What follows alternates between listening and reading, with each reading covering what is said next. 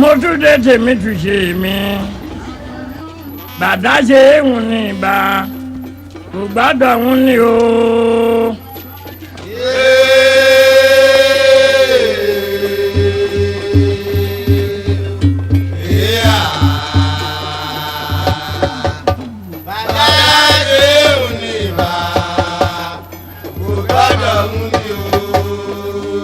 bàdá ṣe éhùn ní ìbá kò gbọ́dọ̀ òun ni ìbá n ó fọjọ́ ìníjẹ́ ìbá àwọn ìyá àmọ̀ṣọ̀gànú bẹ́ẹ̀ afẹ́jú ẹ̀yẹ fònúkà o ìbá ológun àrèdí ọmọge gbígbẹ òjijì gbókùn gbalẹ̀ ìbá olúróńbí ọkọ mi ò tàlà pàtó ògùnjọ́ka bóòlù àǹbá máa báwọn ọjà yan lọ bí ẹdẹ ọkùnrin gbàdá gbòòrò bí ọ̀nlá gbáàgì olú oko kẹ̀kẹ́ ní ìgboro ọ̀dáńdá àádági lókèlókè tí yàrí igi inú oko jọ̀wọ́ máa yàrí tèmi kí o má yàrí ọmọ mi bàdá ṣe é hùn ní ìbá kò gbọ́dọ̀ hùn ní o.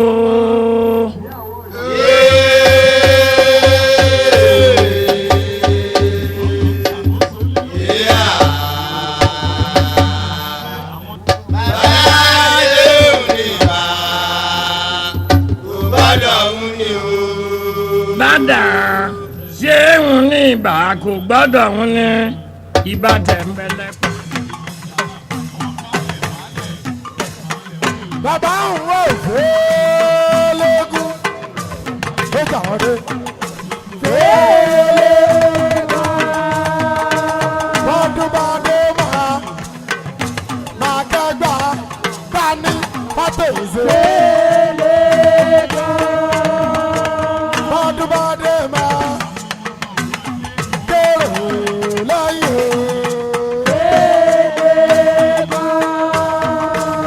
ọ̀rọ̀ yìí ó dàríwo ẹ̀jẹ̀ òfèlè. ní ọ̀rọ̀ yìí ó dà jàjà ẹ̀jẹ̀ òfèlè. bóyá ilé òfé.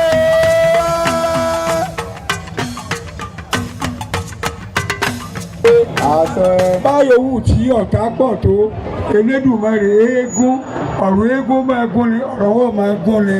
àṣẹ. wọ́n ṣẹ́gun eléni ní o. àṣẹ. wọ́n rẹ̀ yín òde o.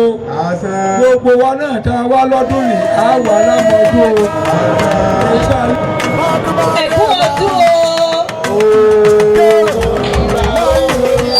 mẹ́gbẹ́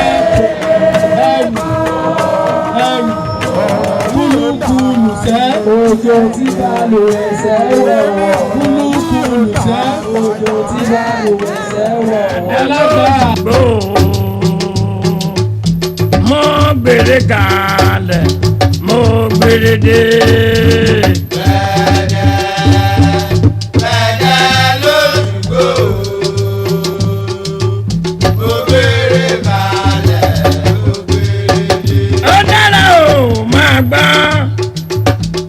ẹ máa gbóhùn tì mí kí ẹ máa gbóhùn tì mí kí ẹ máa gbóhùn tì mí dáadáa yéè máa ṣe tótó má bọ̀ wọ́ balẹ̀ má fi bánú máa ṣe tótó. má bọ̀ wọ́ balẹ̀ má fi bánú máa ṣe tótó. yéè má bọ̀ wọ́ balẹ̀ má fi bánú. máa ṣe tótó. Yéé gbẹ̀dẹ̀ lójúbò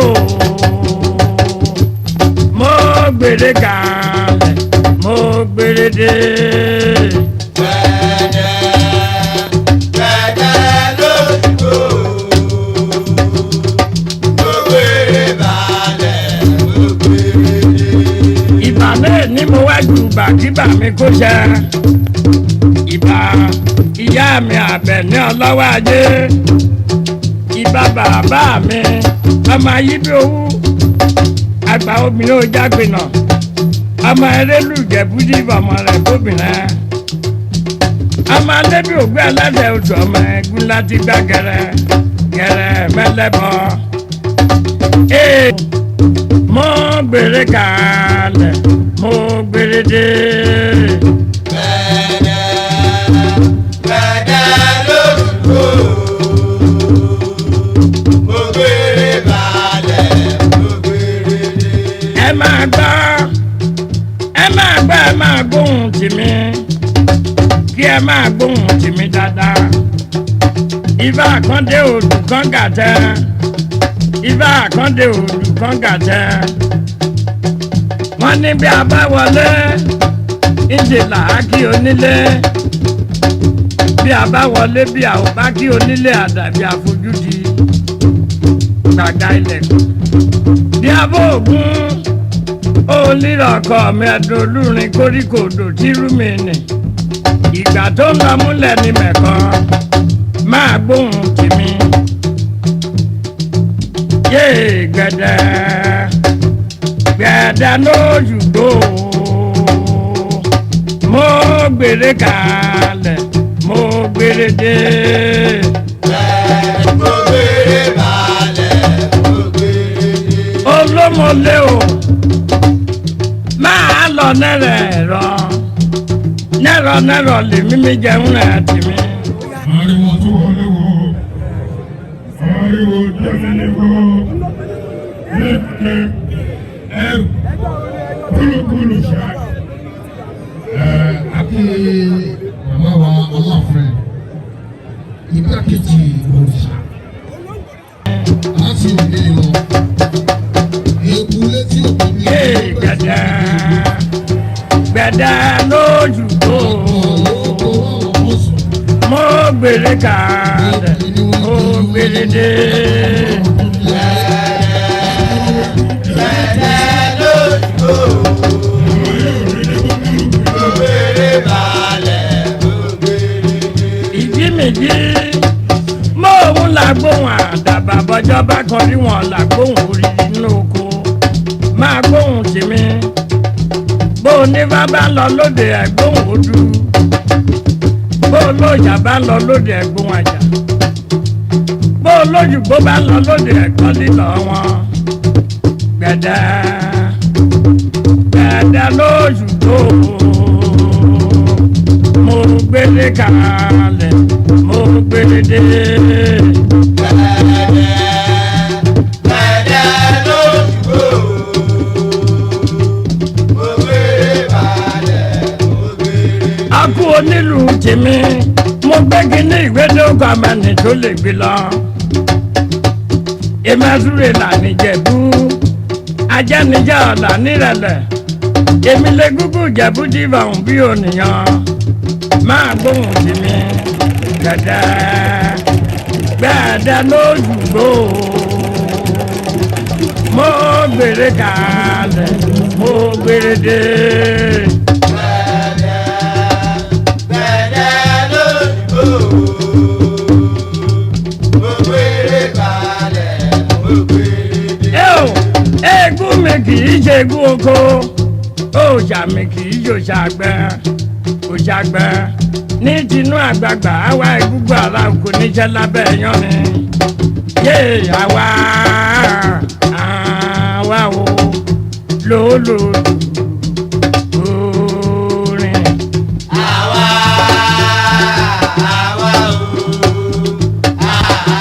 o lólòdù. Ayé o àwa o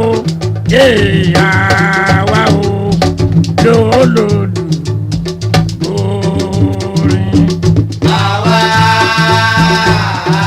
o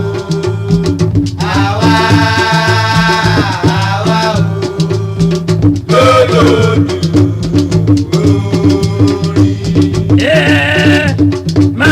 Máa gbóhùn tèmi. Máa gbóhùn tèmi bí mo ti ń wí wọn. Àwòrò ìdẹ́dà ní àwòrò. Ìdẹ́dà ní àwòrò. Yàwó ìdẹ́dà ní àwòrò. Elóye wọn àwòrò.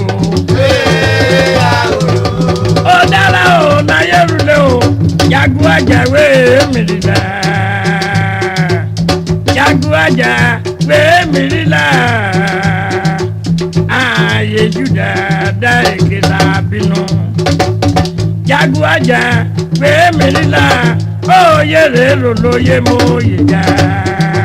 Jaguaja, where Melilla, Jaguaja, where Melilla, I hate you, Labimo, 1 minute, and the go, and the Mijuari. Jaguaja, where Melilla, Jaguaja, where Melilla. Waja, ojú ayé lè bíra mọ́kúrò àrùn lóko. Jaguaja, where Melilla, Jaguaja, where Melilla.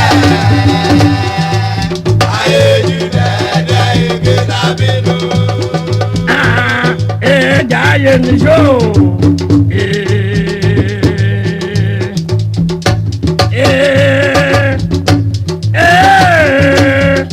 Muje ma jaye ni yo.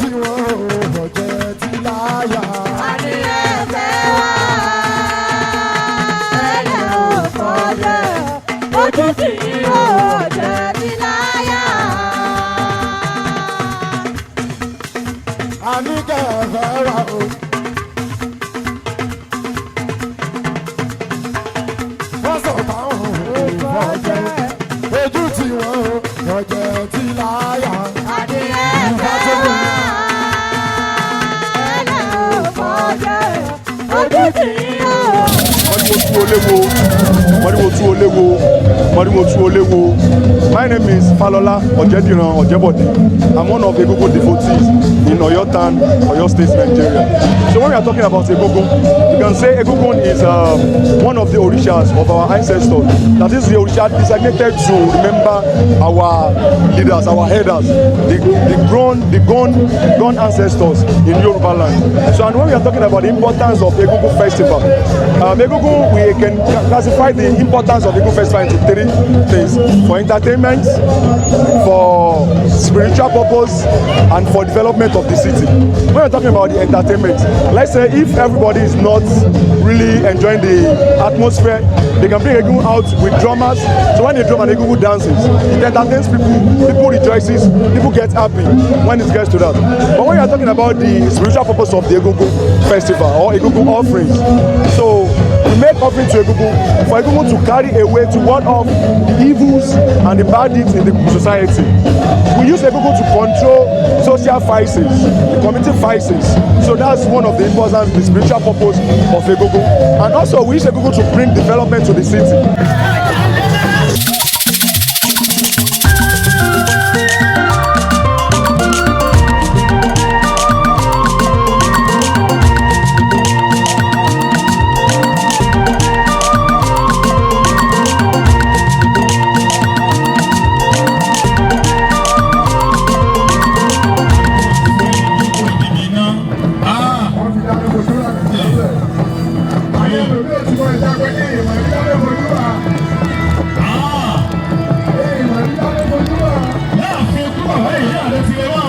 lò.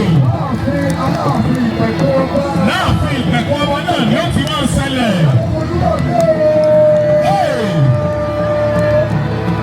Kọ́dọ̀ fojú rà rèé. Ẹ̀sùn kò lẹ́gbẹ̀ẹ́ rẹ̀ o. Ẹ̀sùn kò lẹ́gbẹ̀ẹ́ rẹ̀ o.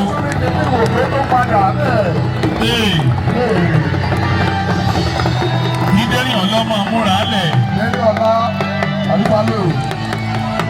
Àbíjẹ́. Ọ̀gá o. Mo tún dídú ìyókù. Mo bí díẹ̀ sún ẹ̀yìn ti yín o.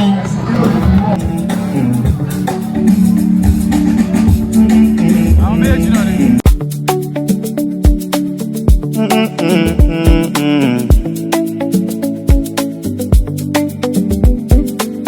Àwọn àrífà lò ó, ìbéèrè ńlá, ẹ máa kọ́lẹ́tọ̀.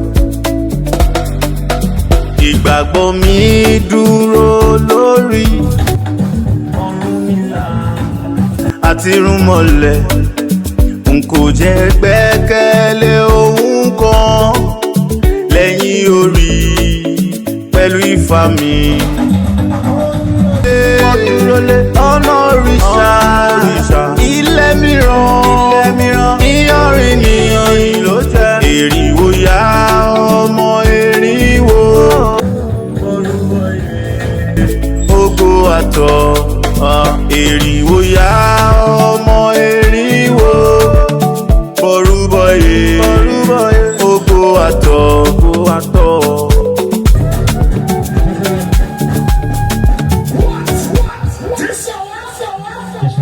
Satan, ìṣẹ̀ṣe ló bí pagan, òrìṣà ló bí dímọ̀. Èṣù ló bí Satan, ìṣẹ̀ṣe ló bí pagan, egúngún ló bí dímọ̀. Èṣù ló bí Satan, ìṣẹ̀ṣe ló bí pagan, egúngún ló bí dímọ̀. Èṣù ló bí Satan, ìṣẹ̀ṣe ló bí pagan, egúngún ló bí dímọ̀. Ìṣẹ̀ṣe ló bí pagan, egúngún ló bí dímọ̀. Ìdíje àròjọ ìṣòro.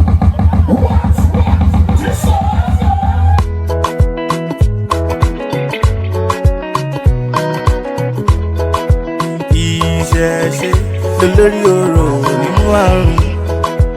Ìṣẹ̀ṣe ló ń ṣe nífẹ̀ẹ́.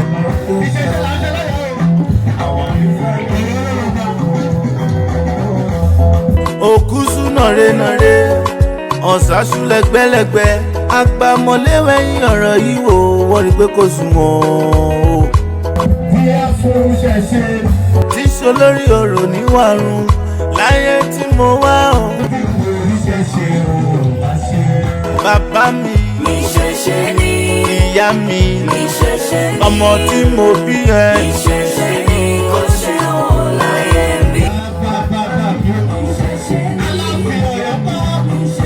ọmọ tí mo bí ẹ. ìṣẹ̀ṣe ni kò ṣe wọ́n láyé mi. Ìṣẹ̀ṣe lórí orò níwàrùn. Lórí orò láyé mi.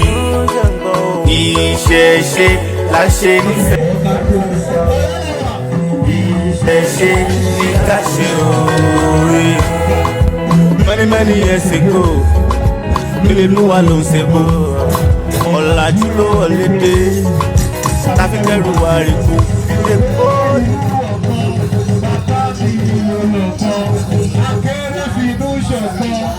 Ọ̀rúnmìlà ìṣẹ̀ṣe wa. You betray yourself already. Don't place curse on yourself. Retrace yourself already. Orí tábẹ́kọ̀ yìí bàbá wa Aláàfin la ṣe fún. Tẹ́wọ́n mọ̀ pé Aláàfin ni kábíyèsí tó ju gbogbo kábíyèsí lọ. Aláàfin ni ọba ní gbogbo ilẹ̀ Yorùbá. Ẹ ṣe kábíyèsí wa Aláàfin o. Bíjì ìdẹ́gbẹ́ náà. Kò ṣe rí fín, kò ṣe rí fín. Aláàfin ni kò ṣe rí fín. Extra pro. Wọ́n gbọ́. Aha! Kò ṣe rí fín, kò ṣe rí fín. Aláàfin ni kò ṣe rí fín. Alaafin of Owoade. Ògbó kọ̀ǹgẹ̀rẹ̀ lórí oyè. Ẹ bá bọ̀wọ̀ fórí adé. Ẹni Ṣàngó pa àpagbé. Àpagbé. Ọ̀yọ́ ló lọ́ba, Ọ̀yọ́ ló làṣà. Ajíṣebí Ọ̀yọ́ lárí, Ọ̀yọ́ Àtìbà. All we want is peace and unity within our kings.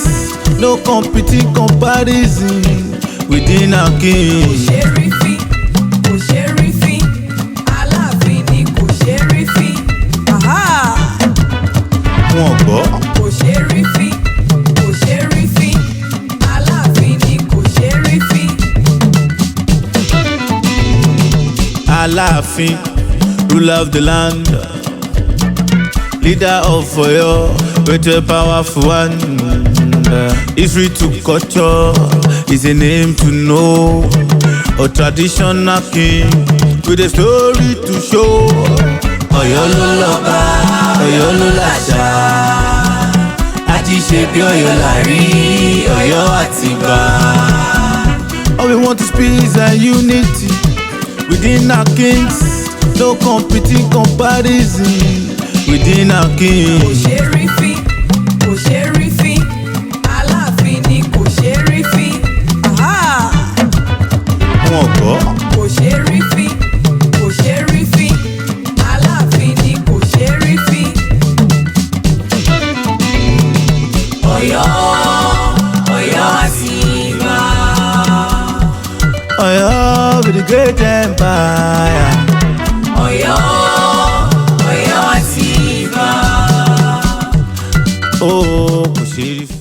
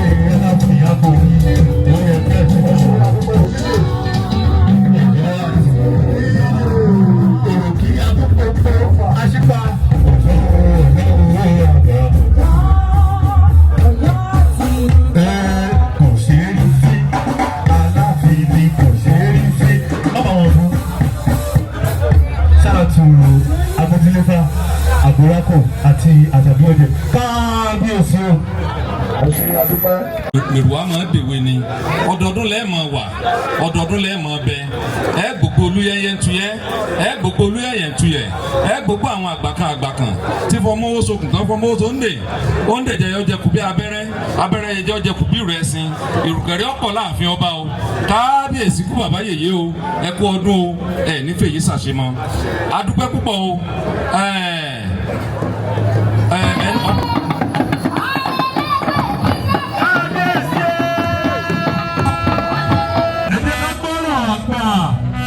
látẹnu kábíyèsí.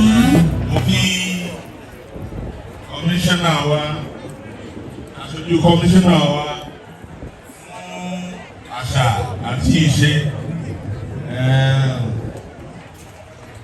àjọṣe wa ò ní bàjẹ́ o.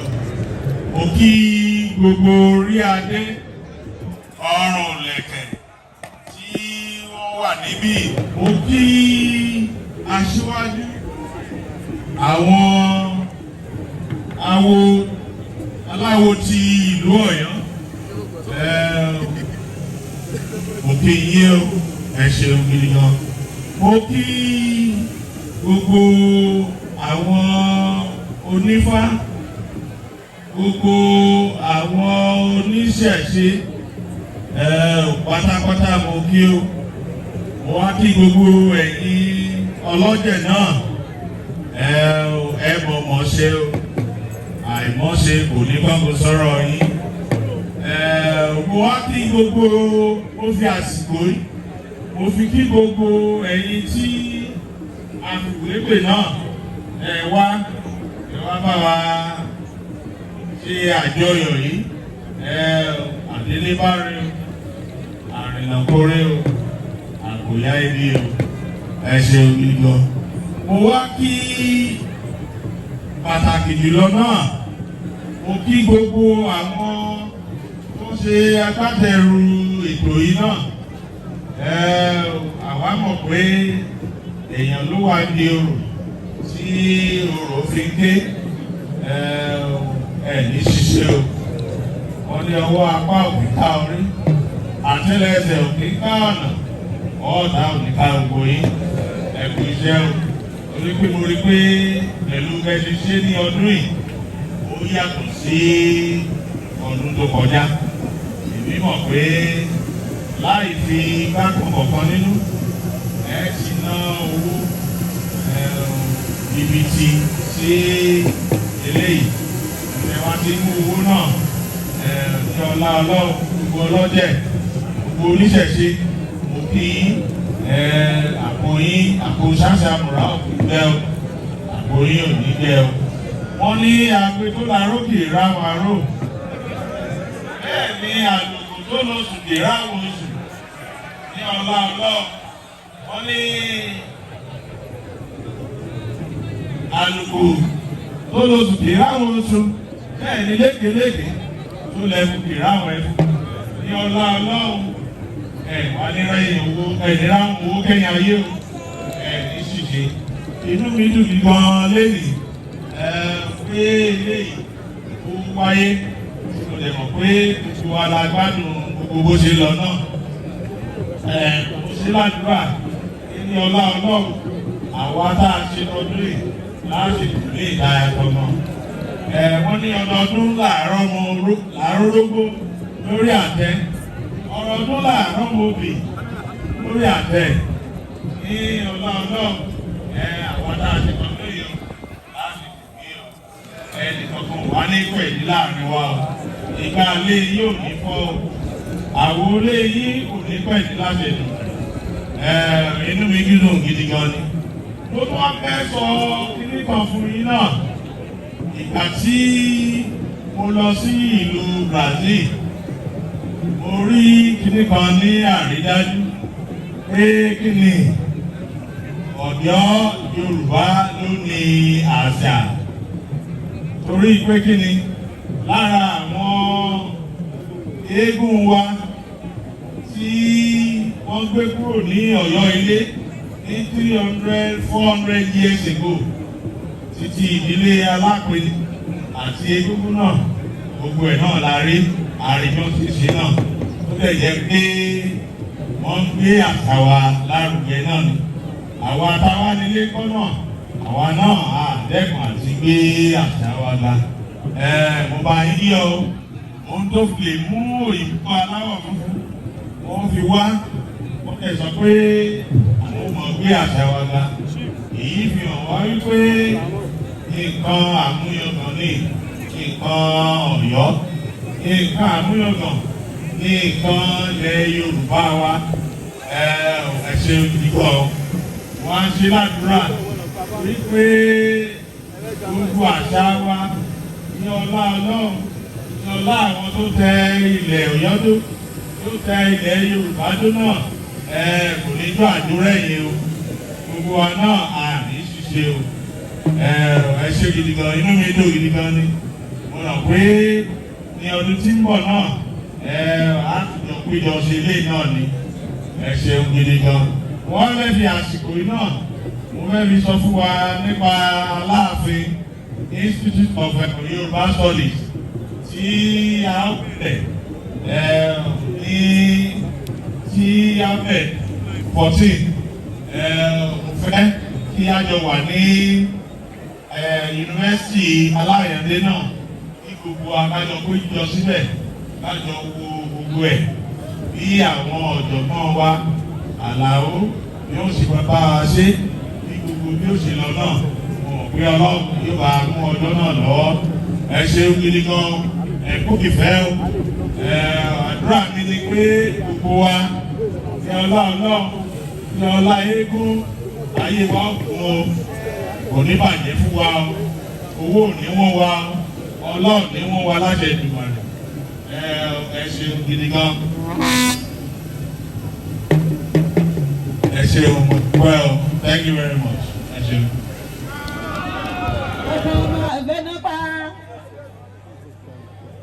Àṣà àbí abẹ́yọ̀ ọmọ òkè Ìbàdàn.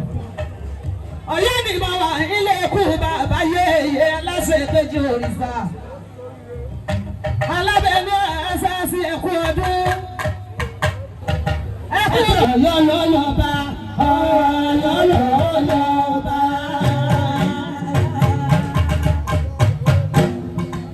Ọ̀yọ́ lọ́lọ́ba, ọ̀yọ́ lọ́lọ́ba. Ẹlẹ́wù ẹ̀sùn ọ̀dọ́, ọ̀yọ́ lọ́lọ́ba. Ọdún egúngún làwọn ṣe. Ọdún ìpínlẹ̀ Ọ̀yọ́. Ọdún egúngún làwọn ṣe. Onílọ́wọ́ sọ lórí nílé àwọn gbogbo gbogbo tí bẹ̀rẹ̀ ìlú Ọ̀yọ́. Arúgbòdò wà sọ àbáwá ṣe òbíire lórí bá fún egbogbo. Bàbá mi sì púpọ̀ wọn látọ́kù. Wọ́n ní ọ̀kadà ilé ọjà ní ẹgbẹ́ni kọ́ mọ́ ṣe. Ọjọ́ tó burú bọ̀ ọmọ àfẹ́ náà kà sàbí mo lẹ́ni náà rí tèmi. Aláàfin Ọ̀wọ́adé àkọ́kọ́ ṣe bẹ́yìn náà rí bẹ́ẹ̀ yìí. Ọmọ ẹni látọ́kù ẹni lógún pẹ̀lú tó afẹ́tọ́kùnrin sílẹ̀. Ọmọ ẹni látọ́kù ẹ̀yìn ẹgbẹ́ ọba tó kò lè ní òkè rí ọba tó kò lè ní òkè rí Ọ̀wọ́adé ọba tó kò lè ní òkè rí ọba tó kò lè ní òkè rí ọba. Ẹgbẹ́ kábíyèsí aláṣẹ Ọ̀wọ́adé ọba tó dé bí ààrẹ kábíyèsí aláṣẹ Ọ̀wọ́adé abọ́kùnrin kábíyèsí aláṣẹ.